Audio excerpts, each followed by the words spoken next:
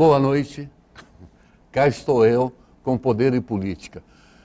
Nós vamos, a partir deste programa, a nossa proposta é convidar, se possível, que eles venham, todos os 9 vereadores que foram eleitos nesse pleito de 2 de outubro.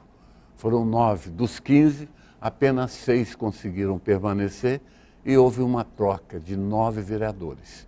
Eu acho importante, na medida do possível, eu os convidarei para que venham aqui, para que você, o nosso assinante, conheça a linha de pensamento dos novos vereadores que tomarão posse no dia 1º de janeiro de 2017. Eu estou estreando essa série com o vereador eleito, um jovem, que é o Márcio Rosa, do PSD. Márcio, obrigado por ter vindo. Obrigado, Lucas. Agradeço o convite. É uma honra estar aqui contigo num programa de renome na cidade. Eu, não só na cidade, também pessoas fora da cidade também têm acompanhado o seu programa. Parabéns pelo trabalho. Muito obrigado, agradecido. Márcio, eu chamei jovem, posso falar, quantos anos? 30? 37 anos. Meus parabéns. Obrigado. Chegou lá, né? Ô Márcio, você é do PSD, do partido do Chico Brasileiro. Exatamente. Você fez parte dos partidos, daquela composição de partido que elegeram 8 vereadores. Exato. Foi isso? Foi isso mesmo. Você seria capaz de lembrar o nome dos 8? Agora é difícil, dos né? 8 vereadores, não.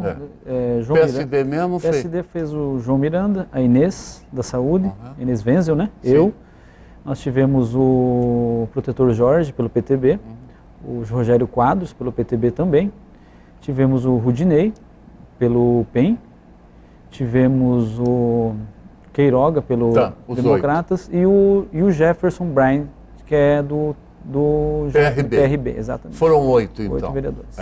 Muito bem. Ô, Márcio, foi a primeira vez que você candidatou à Câmara? Não, essa é a minha terceira eleição. Na minha primeira eleição, eu fiz aproximadamente 600 votos. Na segunda? Na segunda, 1.623. E agora? E agora, 1.932 votos. Quase 2.000. Quase 2.000 votos. É a plantinha, né? Você plantou, foi cuidando. E quais são os seus planos, Márcio, assim, de imediato?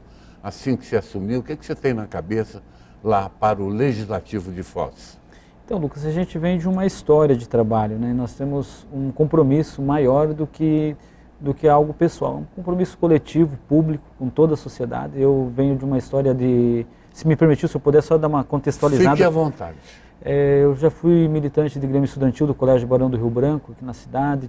Minha mãe é professora, eu tenho aproximadamente 6 a 7 pessoas, inclusive minha noiva também é professora também, da área de educação. Sempre estive envolvido junto com o movimento escolar, dentro dos movimentos da área educacional. E comecei muito cedo a trabalhar também, trabalhei na Livraria Cunda, tive toda uma história de trabalho, de conjuntura. Fui presidente do Conselho Municipal de Assistência Social de Foz do Iguaçu, fui vice-presidente de uma entidade de acolhimento, abrigo, como as pessoas chamam, onde ficam crianças, até se situarem em suas famílias em situação de risco. Sou presidente da Associação dos Conselheiros Tutelares do Estado do Paraná, fui conselheiro tutelar na cidade de Foz do Iguaçu também. Trabalho com turismo, nós temos grupos que nós levamos para o Brasil e fora do Brasil também. Então temos toda uma história, então nós temos um compromisso, nosso modo de fazer política é diferente do que as pessoas têm acostumado a ver por aí. Nós temos a política de quadro e a de massa, que é aquela política de quadro onde uma pessoa ganha pelo seu próprio nome, por si próprio, não tem um grupo político que discute política, faz o que dá na teia, a hora que quer e como quer, como se fosse soberano, como se o mundo girasse ao redor dela do próprio umbigo. E tem a política de massa, que são grupos de pessoas que se juntam, seja empresários ou seja de próprios sindicatos, vários grupos que discutem, que tem um projeto maior para o município, que é um projeto de administrar a cidade. Porque você tem que ter um objetivo para querer ser prefeito, para querer ser vereador, deputado, inclusive governador ou presidente da República. Não pode ser um interesse pessoal, tem que ser coletivo. E nós temos um grupo de empresários, servidores públicos, da área do esporte. Eu sou também professor de arte marcial também, tenho alunos já com faixas pretas, já dei aula para 5.000 alunos em projetos voluntários dentro da cidade de Foz do Iguaçu. E nós temos grupos em diversos segmentos. E esse grupo tem a vontade de fazer diferente, de discutir a política pública. E nosso mandato é um mandato participativo, onde a gente quer envolver a comunidade, discutir junto com a comunidade o que é melhor para a sociedade. Apesar de sermos o representante nato da sociedade, por ter sido escolhido através do voto, nós temos uma missão grande na Câmara de Vereadores. Primeiro, que um dos motivos é fazer com que a Câmara de Vereadores não seja um balcão de negócios, e sim pode até ser um balcão, mas de negócios coletivos para a população, não particular ou privado. Então, isso nós temos que mudar. A gente tem visto muito acordos de bastidores nos gabinetes, um belo discurso na plenária, mas na hora de votar é totalmente ao contrário do que a pessoa tem falado ou tem pregado. Então, você tem que ter uma postura reta e saber onde quer chegar. O Brasil, se eu não me engano, é o segundo país no mundo que mais se cria leis, a cada tantos minutos se cria uma lei. Nós temos são leis para criar leis. A própria nossa Constituição ela é bem consolidada, bem sólida, então você tem que criar um estatuto da criança e adolescente, estatuto de idoso, vários estatutos para cumprir o que está na própria Constituição. Inclusive leis municipais, tem leis inconstitucionais no município que tem que ser revistas também, que você entra com uma ação direta de inconstitucionalidade. Então nós temos que trabalhar muito para rever primeiro situar, conhecer e daí sim tomar algumas posturas muito diferentes. Bem colocado. Ô Márcio, o primeiro trabalho que acontecerá lá, a primeira sessão, quando vocês tomarem posse lá, vai ser, o primeiro trabalho será a escolha da mesa diretora. Exato. Aqueles 5 vereadores, que é um presidente, um segundo presidente, um vice-presidente, segundo presidente, um primeiro secretário e segundo secretário. 5. O senhor representa, está dentro desse grupo que é composto pelo Chico Brasileiro, que fez uma bela votação agora, né? Obteve 67% dos votos válidos. O senhor tem pretensão de lançar-se também a um dos candidatos à presidência do Legislativo? Lucas, eu estou à disposição do partido, sou um militante partidário, procuro seguir as orientações partidárias também e nós estamos à disposição, com certeza. Se o partido me solicitar, estaria à disposição. Mas depende de uma conjuntura contextual de partidos. Nós temos um bloco de 8 vereadores, são os partidos da base que compor hoje, o PSD é a maior bancada de vereadores, elegemos 3 vereadores. Então tudo isso também pesa, mas temos que discutir com o grupo, mas com certeza estaria à disposição do partido. Ainda falta um bom tempo. Essa questão envolvendo essa celeuma, nós vivemos um momento único no município sobre essa questão envolvendo aí um dos candidatos que não conseguiu registrar a candidatura, mesmo assim concorreu, que é aquele chamado trânsito em julgado, né? É a presunção da inocência, é o Paulo McDonald. E ele concorreu, e como é que o senhor viu essa questão vivida por os iguaçuenses aqui na cidade? Não temos um prefeito eleito, temos um prefeito que está em prisão domiciliar, em função dessa grande operação federal a pecúlio. Faça uma análise desse conjunto. Então, o Foz do Iguaçu está muito vulnerável, a cidade, o iguaçuense está se sentindo órfão. É uma visão bastante preocupante para a cidade. Nós tivemos um governo péssimo, que foi o governo da gestão anterior, veio com propósito, na verdade a população Foz do Iguaçu acreditou tanto que se elegeu, teve a maioria maciça dos votos, mas não cumpriu com o papel do qual foi eleito. Então esse mau governo do Reni, que está em prisão domiciliar, ele inclusive está em prisão domiciliar porque os vereadores ainda não cassaram o seu mandato, que já poderiam ter feito. Não sei por que ainda não o fizeram, mas já tem argumentos suficientes e depende... Tem uma comissão processante instalada, mas ela não caminha. Até porque é uma situação esdrúxula.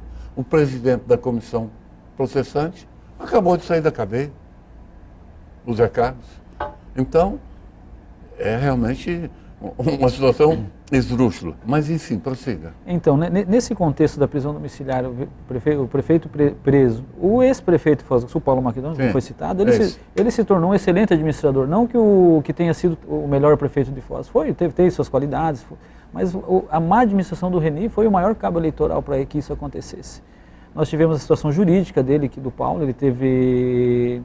Eu sempre coloco bem, independente dele ter sido bom, mas não é essa a questão, é uma questão jurídica, falar tecnicamente, porque a gente não pode fazer política apenas com vontade, a gente tem que seguir também uma legislação. E o Paulo, ele não deixou a população confusa? Deixou, na verdade. É isso que eu queria saber, ou não deixou? A população acreditou, na verdade, o Paulo tinha uma credibilidade pessoal da sua palavra enquanto pessoa, e ele sempre falou, vote em mim que meu nome será na urna, e a população acreditou nisso. E tanto que a resposta, porque vinha sendo falada, que a própria mídia divulgou, os órgãos da imprensa divulgaram, que ele estaria com um problema de impugnação da sua candidatura. Ele não tinha sido indeferido o nome. E o que está sendo discutido nesse caso, Lucas, é a questão do mérito. O Paulo está tentando discutir qual o motivo da sua condenação, que ele foi condenado indevidamente, mas isso, como a gente estava conversando anteriormente, foi na esfera civil. Então ele teve uma condenação de 8 anos dos direitos políticos, não pela justiça eleitoral. Então o juiz de primeira instância indeferiu, em segunda instância indeferiu. E o senhor acha que ele vai reverter no TSE ou não? Ao meu ver, juridicamente falando, não é uma decisão jurídica, porque juridicamente ele não teria como ser revertido, porque ele tem uma condenação de 8 anos de direitos políticos anterior à justiça. O TSE vai se pronunciar a qualquer momento. A pergunta é o seguinte: o senhor entende que o TSE vai absolvê-lo ou condená-lo? Lá no recurso. Na verdade, lá não tem condenação, lá tem uma... Não, o recurso não será... Não será aceito. Eu acredito que será... indeferido, vai ser que mantido, nós chamamos no direito, né? Eu acredito ou defere ou indefere. O senhor acha que vai ser indeferido ou deferido? Vai ser indeferido, vai ser mantida a decisão Tá, do Estado do Paraná. E no caso do indeferimento, partiremos para uma segunda eleição, é isso? Tem duas vertentes. Não, é só uma. A lei foi mudada em 2015. Mas tem alguns princípios que vão ser discutidos ainda nessa situação. Então, quais duas vertentes? Porque, na verdade, assim, a vertente anterior, antes dessa alteração da lei... 2015. Antes da alteração da lei... O segundo mais votado assumiria. Que não é na questão do segundo mais votado. Nós não tivemos 51% dos votos nulos, não ultrapassou 50% mais um dos votos nulos. Se o voto não é contabilizado, se ele foi considerado voto nulo, você tem mas são discussão de correntes. Nós vamos acabar o programa aqui. Exato. Eu quero passar à frente. Então vamos lá. Vamos lá, o vereador eleito. O senhor vai entrar no Legislativo. O que o senhor acha? Vira e mexe. Aí, ó, já acabou o primeiro bloco. Aqui é assim, vá para muito rápido. Eu estou conversando com o Márcio Rosa, que fez mais de 2.000 votos. 1932. 2.000 votos. Pelo PSD, Grupo do Chico Brasileiro. Vamos para o segundo bloco. Agora é o comercial.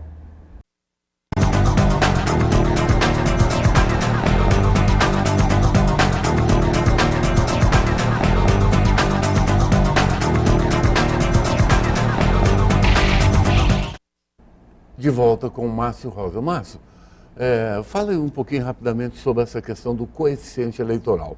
Aquilo que na contagem dos votos que determina quem entra e quem não entra. Tivemos casos curiosos. Um vereador eleito aí com 1.100 votos, ao passo que outro, caso do Nilton Bobato do PCdoB, fez perto de 4.000, 3.900 e picos e não entrou. É o coeficiente, né? É o coeficiente eleitoral. Que é isso? Que bicho é esse? A população tem na verdade, falta esclarecimento, inclusive, para os candidatos a vereadores. Fale sobre isso, então, rapidinho. Por quê? O partido precisa fazer aproximadamente 9.000 votos para eleger um vereador. Para botar um. Para botar um, tem que fazer. Então, você pode lançar 23 candidatos no grupo, você soma o voto dos 23. Tem que se dar 9.000. Tem que dar 9.000, entra quem entra, o mais votado dos 23.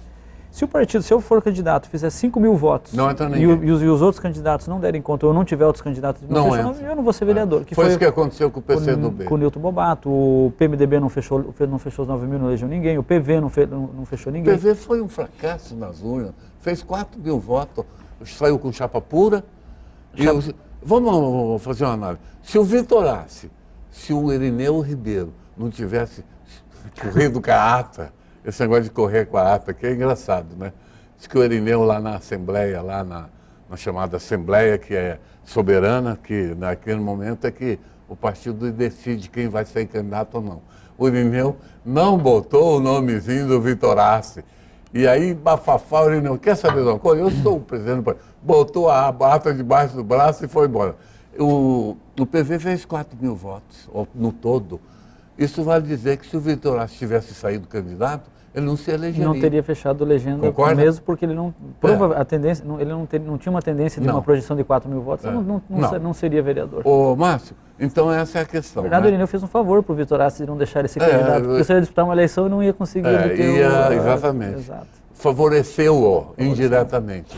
Ô, Márcio, você é a favor ou contra o aumento das cadeiras lá do Legislativo? Às vezes, aqui e acolá, chega alguém com essa ideia de aumentá-las, né, para 18, 20, 21, você apoiaria? Nesse momento que nós estamos passando hoje, não. Acho que você tem que discutir primeiramente com a sociedade, tem que ter uma abertura para uma discussão, tem que ouvir todos os setores para daí se posicionar. A Câmara não pode, por si só, no momento de recessão, de crise, estar se posicionando nesse sentido. Teve um vereador aí, o Coquinho, né, do SD, Solidariedade, ele estava vindo fazendo um trabalho razoável e de repente fez uma declaração. Os entendidos políticos acham que foi por aquilo que ele não se elegeu. Ele disse que foi para a televisão, foi para as rádios e falou: mas vocês querem que nós ganhamos 7.000 e poucos reais, é muito pouco, etc, etc. Não se elegeu. Só acho que isso foi motivo, foi determinante? Foi um não dos é? motivos. As redes sociais tiveram muitas críticas Muita, tecidas em relação a isso, inclusive brincadeiras.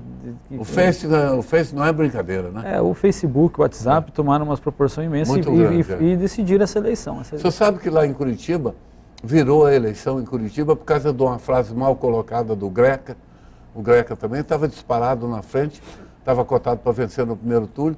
De repente, numa entrevista, ele soltou uma frase lá, não sei, uma frase infeliz, que não gosta de pobre e tal, aquelas coisas, e de repente despencou, o Ney Leprevot está na frente dele. Então, conclusão, em campanha precisa tomar muito cuidado com o que fala. Uma frase maldita ou mal contextualizada, né? Se você não tiver uma oportunidade de esclarecer o que você está querendo dizer, você pode ter um prejuízo muito grande político.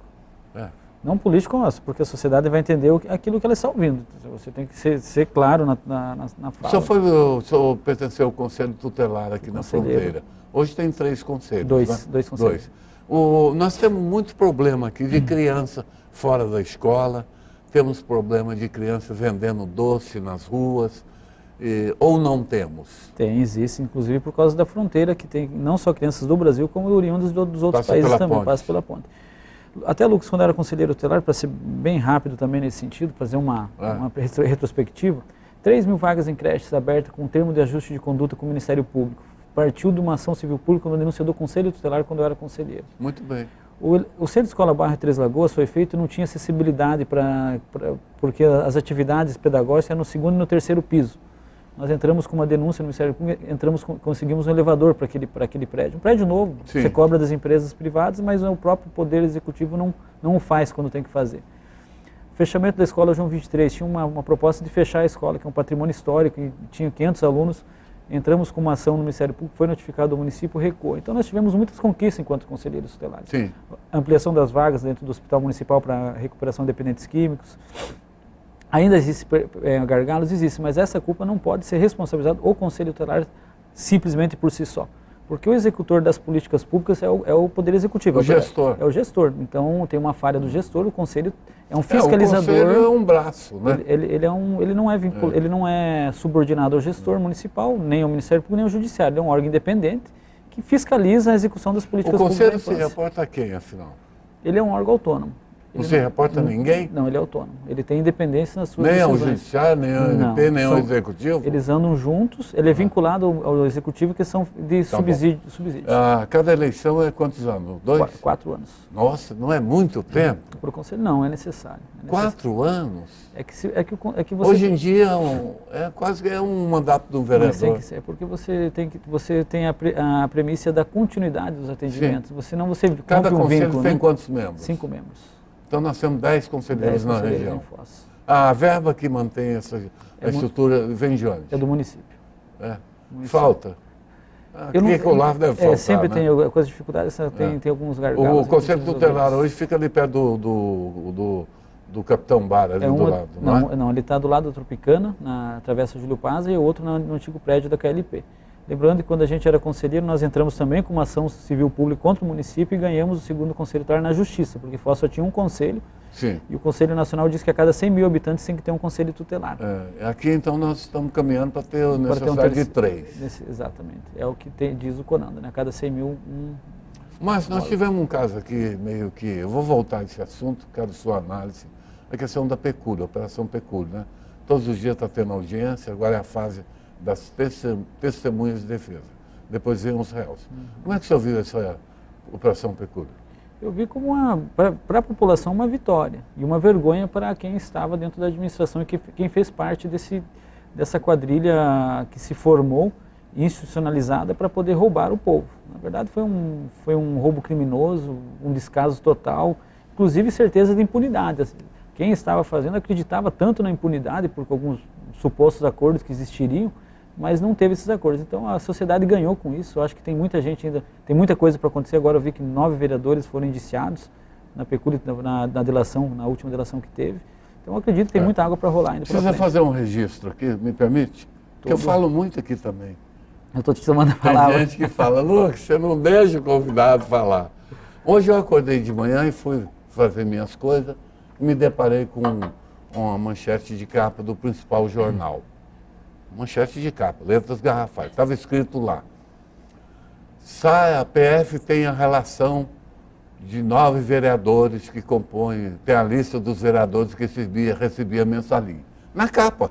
Ora, adorei. Comprei o jornal. Vi a capa, cheguei em casa, fui ler. Sentei no sofá, minha gatinha pulou no meu colo. Até uma gatinha, chama Xaninha, de estimação. A Xaninha pulou logo no meu colo, que ela gosta de ler também. Aí fui ler a matéria, uma página inteira, não tinha lista nenhuma. Quer dizer, eu não sei, não entendi a chamada da capa que tem uma lista. Quando se abre a página na matéria, não tinha lista, não tinha nome, não tinha nada. No meu pároco entendimento, eu entendi aquilo como uma maneira assim de vender jornal, né? Porque você toca na capa, você vai procurar. Não tinha lista, não tinha nome, não tinha nada. Eles falaram que suposição. Que existe a delação, mas como não tem indiciamento, não ia divulgar os nomes. Então, na verdade, não tem nem indiciamento. Não tem indiciamento, existe não uma tem delação. Nenhum vereador. Tem 5 réus. Tem 5 réus que são vereadores que são réus. É mais do que indiciados, são réus. Mas uma lista do tal mensalinho, o senhor tem conhecimento que tinha mensalinho? O senhor leu a matéria hoje do jornal? O conhecimento, de fato, do mensalinho, quem vai ter são os próprios candidatos, né? Porque eles estavam lá, a gente que está de fora não tinha. Havia. Candidatos de quê? Os vereadores eleitos que estavam lá, né? Esses tinham conhecimento. Não, se tem ou não tem, a gente, por enquanto, não sabemos. Agora tem que aguardar a decisão da Justiça, a investigação policial, para poder se concretizar os fatos. Se tem mensalinho, teve ou não teve, não sabemos. Existe uma suspeita da Quem vai descobrir é a própria Operação Petúlio. Através da Polícia Federal. Temos já várias. Tem aí 8 ou 9 pessoas que fizeram delação premiada, né? Exato. E aí está acumulando aquilo. Eu acho que em um determinado momento teremos novas operações. Acredito que sim. Não é? A população espera, sim, que tenha um desfecho, na verdade, dessa população. Ô, Márcio, tivemos o caso também de um vereador que passou 37 dias preso, né, condenado, o Zé Carlos. Uma lástima, né, para a cidade. Aí saiu, voltou lá, está lá, defendendo o povo. Como é que o senhor viu isso? Na verdade... E a Câmara calada. Ela já vem desde a questão do prefeito. Essa comissão processante do Reni também parou, morreu na casca. Essa própria situação do vereador que acabou de sair da cadeia com a condenação, né, de 6 anos, pesada, peculado, praticado ali no âmbito do Legislativo, de repente volta, senta-se lá e volta a representar o povo. Isso, como é que o senhor vê? Eu vejo, na verdade, com muita preocupação, não citar só fotos da pessoa do Brasil, Eduardo Cunha, na Câmara de Deputados. Sim. Com todas as provas contundentes contra ele que tinha, ele ficou... Demorou para sair, né? O homem, ele ficou lá como se fosse o dono daquilo lá, ninguém conseguia tirar ele de lá. Acabou saindo. E existem muitos acordos, viu, era dentro do próprio sistema, um protecionismo corporativo dentro das instituições, que isso é prejudicial para a sociedade. Márcio, nós temos 37 partidos no Brasil, uma miscelânea de partidos. Você acha necessário reduzir-se isso ou não? Tem que criar mais? Já acabou. Tem que criar ou não? Fica com esses 37 Na verdade, mesmo. Nós temos que os partidos têm que ter ideologia e têm que ter... mas isso é muito difícil. Ideologia é complicado. Terminou, meu caríssimo vereador eleito. Desculpe, mas chegamos ao final. Obrigado. Mas foi um prazer recebê-lo. Meus cumprimentos novamente pela sua eleição. Prazer. Tenho certeza, você é centrado, inteligente, vai fazer um bom trabalho. Estou seguro disso. Se bem que teve alguns políticos aqui também que eu elogiei. Um deles está lá na Pecúlio, fazendo um curso de leãozinho, mas com certeza não será o seu caso. Fique à vontade para se despedir de quem nos assistiu, Márcio. Eu quero agradecer a todos vocês que estão nos ouvindo neste momento, nos assistindo. Agradecer ao senhor por esse programa que está de grande audiência e a população no geral nos colocar à disposição como vereador eleito com um trabalho ético, de transparência, com bastante honestidade e com certeza nós vamos cumprir o papel do qual fomos eleitos, que é fiscalizar, principalmente, para que não ocorram as mazelas que ocorreu nesse mandato. Com certeza, se tem um prefeito preso, é porque não houve fiscalização anterior a esse processo. E nós estamos lá para cumprir o nosso papel, do qual fomos escolhidos pela população. Obrigado. Muito bem, agradecido ao senhor. Você que nos assistiu, agradeço, desejo-lhe um bom final de semana e para quarta-feira, provavelmente estarei aqui com alguém da cidade. Muito obrigado a todos. Obrigado.